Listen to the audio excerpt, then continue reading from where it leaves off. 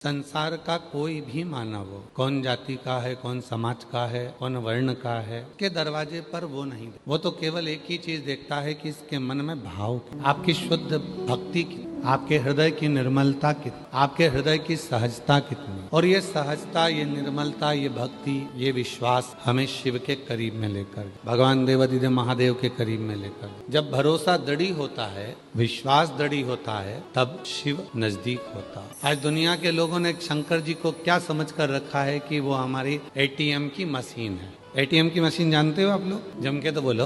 हाँ, क्या होता है उसमें से? पैसे निकलते। आज शिव जी को लोगों ने समझ रखा है एटीएम की मशीन है, भगवान के मंदिर में जाएंगे, लोटा भर जल चढ़ाएंगे, उनसे जो चाहो वो पाएंगे। हैं मेरे भोलेनाथ एटीएम की मशीन भी है, जो मांगोगे मिल जाए, जितना मांगोगे उतना मिल जाएगा। पर एटीएम की मशीन में एक काम बहुत जरूरी है। एटीएम की मशीन पैसा कब देती है? जब तुम्हारा बैंक में बैलेंस होता है। और अगर बैंक में बैलेंस ही नहीं होगा, मान लो बैंक में बैलेंस ही नहीं है, तो पैसा निकलेगा क्या? पड़ोसी के खाते से थोड़ी ना निकल जाएगा कि पड़ोसी का तुम्हारे इसमें ट्रांसफर होके फिर आ जाएगा। ना, पैसा कब निकलेगा? जब आपका बैंक में जमा होगा। और बैंक में जमा है तो फिर वो पैसा आप एटीएम से निकाल सकते हो। तो शिवजी तो एटीएम की मशीन है, पर बैंक क्या है? हमारा कर्म। जब हम अच्छे कर्म करते हैं तो हमारा पैसा पुण्य का जमा होता जाता है और हमारा भोलेनाथ देता चले जाता। हमारा पुण्य, हमारा सत्कर्म, हमारा भजन, हमारा कीर्तन, हमारा मंत्र जाप, ये हमारी मशीन, ये हमारा पुण्य ही हमारा बैंक। करो जमा। अरे कभी प्यास को पानी पिलाया नहीं, बाद अमृत पिलाने से क्या फायदा। कभी भूखे को भोजन कराया नहीं, दान लाखों का करने से क्या फायदा। मैं तो मंदिर गया, पूजा पूजा करते हुए ख्याल आ गया। मैं तो मंदिर गया, पूजा की पूजा करते हुए ख्याल आ गया। कभी माँ बाप की सेवा की नहीं, सिर्फ पूजा रचाने से क्या फायदा। शास्त्र कह रहा है हमारा पुण्य हमको एकाग्रित, और जब हमारा पुण्य एकाग्रित करोगे, पुण्य एकाग्रित करो, तब शिव तुम्हें देने में पीछे नहीं है। एटीएम से पैसा निकालना है तो बैंक में जमा करना पड़ेगा। भोलेनाथ जी से अगर कुछ चाहिए तो अपना पुण्य इकट्ठा करना पड़ेगा।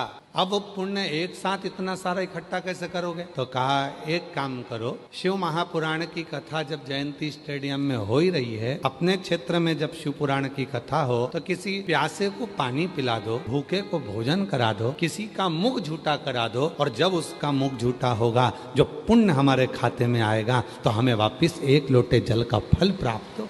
वो पुण्य बहुत जरूरी, वो सत्कर्म बहुत जरूरी, पुण्य को करना पड़े। कल अपन कथा सुन रहे थे चंचुला देवी की। चंचुला देवी से पूछा माता पार्वती ने कि तूने कौन सा पुण्य करा था जो तू कैलाश धाम पर आ गई? और अगर काशी में भी मरती तो पहले तो भोलेनाथ जी स्वयं कोतवाल जी तेरा निर्णय करते, फिर तू यहाँ पहुंचती, परंतु तेरा तो निर्णय किसी ने नहीं करा, तू डायरेक्ट कैलाश आ गई। तूने कौन सा पुण्य करा था? चंचुला देवी कहती है, एक संत ने मुझे एक लोटा जल दिया था और कहा था शिवालय में जाकर डालती रही। मैं डालती रही, मैं इसलिए डाल रही थी कि मेरे पति को प्रेत योनि से मुक्ति मिल जाए। पर पति की प्रेत योनि से मुक्ति मिल जाए ये तो समझ में नहीं आया, और मेरे मंदिर आते हैं पांव फिसल गया, मेरे प्राण चले गए और मैं तुम्हारे पास में आ गई। कहा, पार्वती जी मुस्कुराकर बोली, शिव मार्ग बताते हैं, तेरे पति के प्राण इतने सरल नहीं थे प्रेत योनि से छूटना, उसके लिए तो यहाँ आई है, और यहाँ बैठकर जब कैलाश में शिव पुराण की कथा श्रवण करेगी तब तेरा पति प्रेत योनि से मुक्त होगा। ये मार्ग शिव ने ही बताया, शंकर ने ही। ये मार्ग कोई दूसरा नहीं बताया, ये मार्ग बताए हैं भगवान शिव, ये मार्ग बताए हैं भगवान ओघड़दानी। कौन मार्ग बता सकता है? स्वयं शिव। पुण्य एकाग्रित करो, और जब तक आप वो पुण्य को एकाग्रित नहीं करते हो, जब तक आप वो पुण्य अपने पास में एकाग्रित नहीं होता है, तब तक जीवन में वो सुख का अनुभव हो ही नहीं सकता। अगर कोई पूछे तुमसे कि जिंदगी में सच्चे प्रेम किस देवी देवता ने करा है, अगर कोई तुमसे पूछे कि सच्चा प्यार किसको कहते हैं, तो शंकर भगवान और माता सती का नाम ले देना। सती माता जलकर भस्म हो गई, उनकी भस्म आज भी मेरे भोलेनाथ अपने तन पर धारण करते हैं। इतना प्यार करे हैं सब, इतना प्यार करे हैं मेरे भोले बाबा सती माता, इतना स्नेह करे। प्रेम किसको कहते हैं? प्रेम की परिभाषा किसको कहते हैं? ये जो तुम आज के जमाने में लड़का लड़की आपस के जमाने में, आज के जमाने में जो लोग कहते हैं ये प्रेम है, ये प्रेम नहीं, इसको प्यार कहते हैं। प्यार में नफरत होती है, पर प्रेम में नफरत कभी नहीं होती है। प्रेम में तो समर्पण होता है, प्रेम में केवल समर्पण। सती माता ने देखा कि दक्ष प्रजापति ने मेरे पति का सम्मान नहीं करा, समर्पण में अपने शरीर को छोड़ दिया। प्रेम में केवल समर्पण।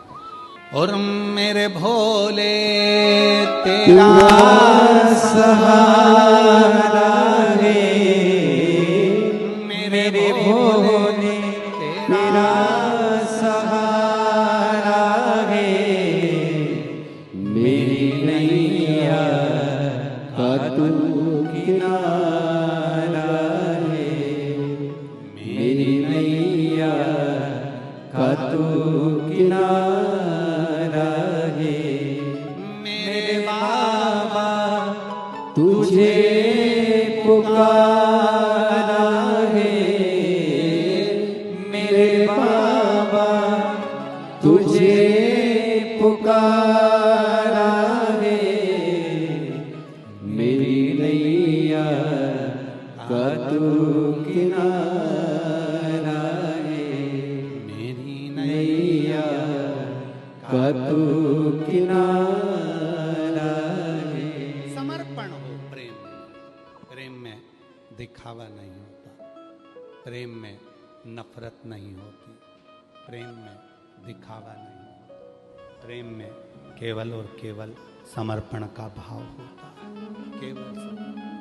केवल समर्पण। एक दिन दक्ष प्रजापति ने अपने नगर में एक पतंग की प्रतियोगिता रखी।